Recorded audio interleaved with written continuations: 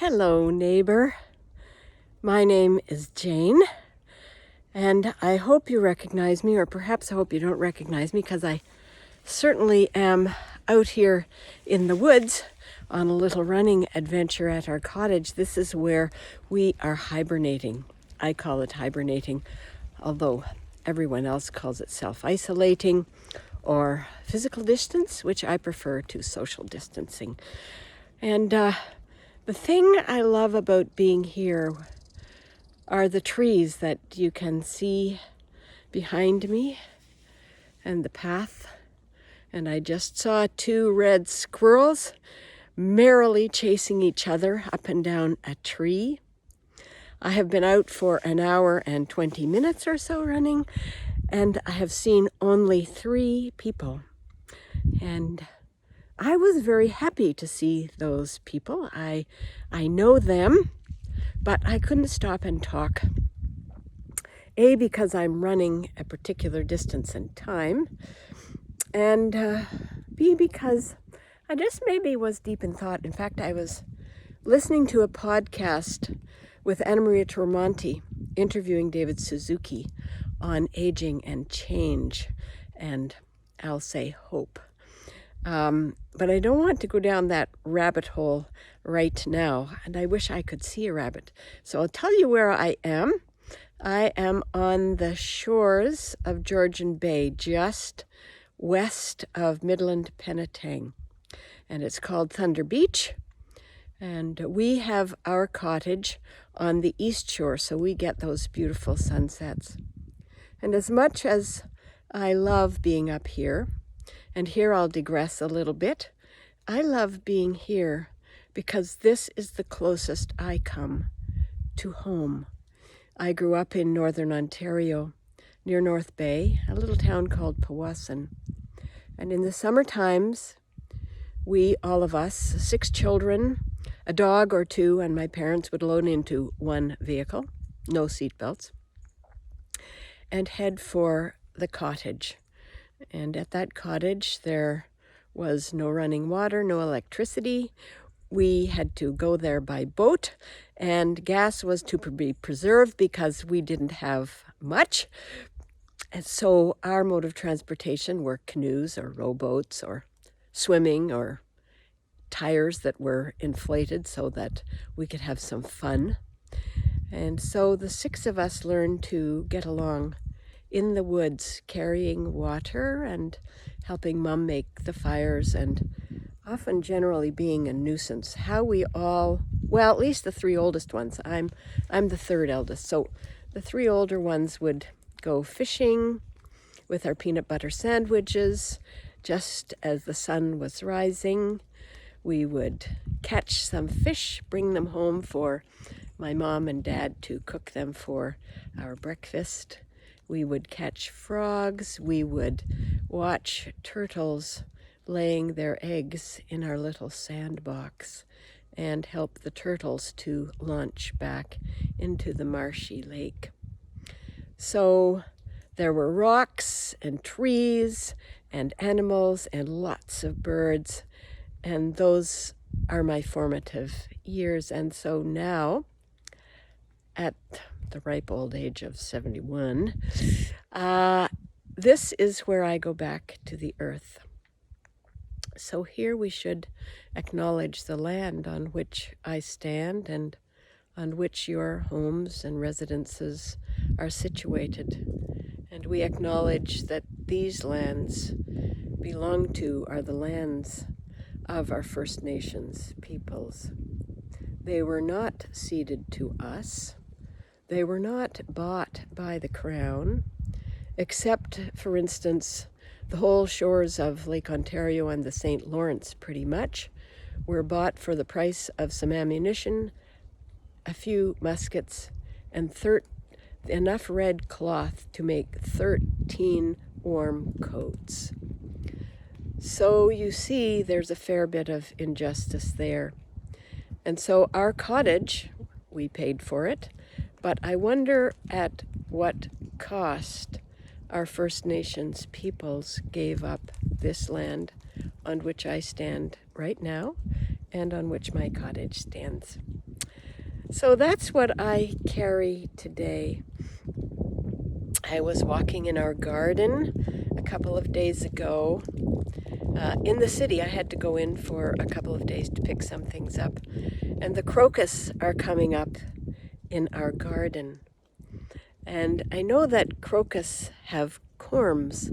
And there is an ancient tradition that the more you trample the crocus, the hardier they become and the more they generate new flowers. I hope someone will correct me on that or teach me about that, because I would love more crocus, but I certainly haven't the courage to trample the crocus.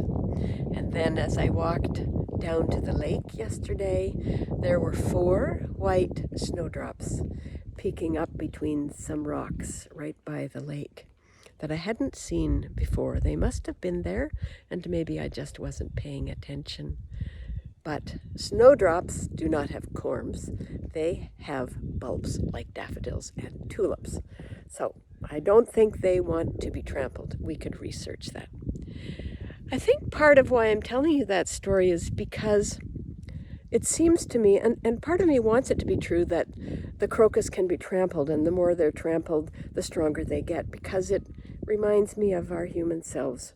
And we don't like to suffer. We don't want to feel trampled, which is partly maybe what I feel like, and maybe what you feel like some of these days in self-isolation. We don't want to be trampled, but it is sometimes in the being trampled that our resilient selves spring forth, and we become more than who we were before this pandemic. So I hope I'm getting stronger.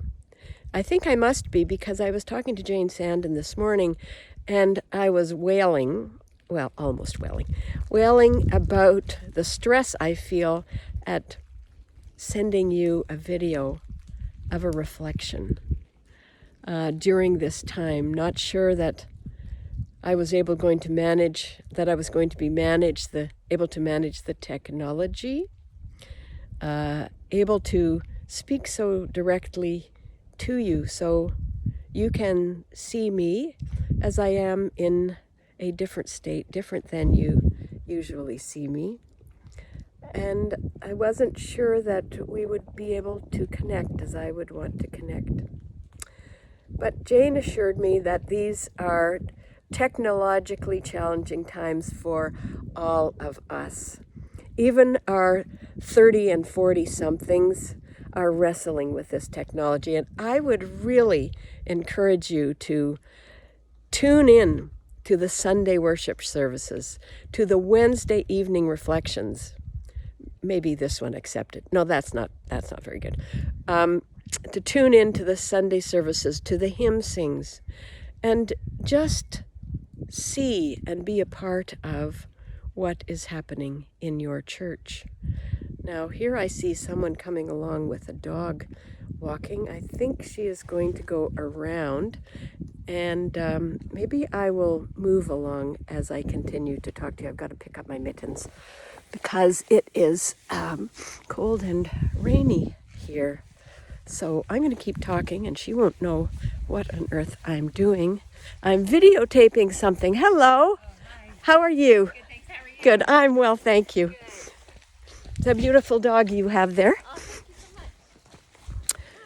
much. Okay, so that is the 4th person and the first dog I've seen on this hour-and-a-half walk. So now as we come to I can show you the lake. There is the lake. Let me see. I don't want to make you dizzy.